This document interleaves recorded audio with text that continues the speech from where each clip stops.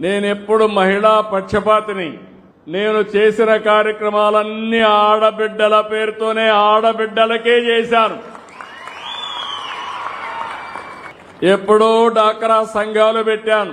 పొదుపు ఉద్యమం నేర్పించింది నేనే నా ఆడబిడ్డలకి. ఈ రోజు ఎన్నో వ్యవస్థలు విధ్వంసమైనాయి గాని ఆ రోజు పెట్టిన డాక్రా సంఘాలు, మెప్మా సంఘాలని ఎవరు కదిలించలేకపోయారంటే అది శక్తివంతమైన ఒక ఆర్గనైజేషన్. ఆ తర్వాత కూడా నేను ఆలోచించాను. ఒకప్పుడు చాలా వివక్షత ఉండేది. ఆడబిడ్డల్ని మగవాళ్ళు ఇంట్లో తల్లి కూడా చదివించేది కాదు. ఆ రోజు మీరు ఆలోచించింది మగపిల్లవాడిని చదివిస్తే మనకు తిండి పెడతాడు, మనల్ని చూసుకుంటారు. ఆడపిల్లల్ని మాత్రం వీలైన తొందరలో పెళ్లిళ్లు చేసి ఒక ఇంటికి పంపించేయాలనుకునేవారు. నేను ఆ రోజు ఒకటే ఆలోచించాను.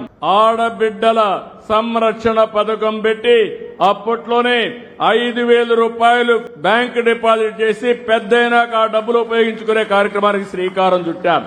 అదే కాదు, కాలేజీల్లో 33% ఉద్యోగాల్లో రిజర్వేషన్లు పెట్టాను. నేను ఒకటే ఆలోచించాను, మగ పిల్లల కంటే ఆడపిల్లలు తక్కువ కాదు.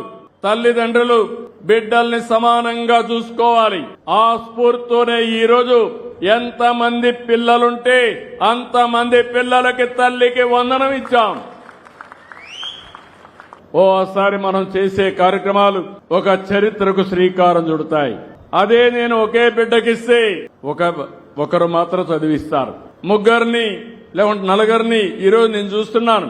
ఇక్కడ నా పక్కన కూర్చున్న వాళ్ళిద్దరికీ 4 పిల్లలకి తల్లికి వందనం వస్తా ఉంది. కొంతమంది 6-7 మందికి వచ్చింది. అదొక శుభ పరిణామం. నేను చాలా ఆనందంగా ఫీల్ అవుతున్నా.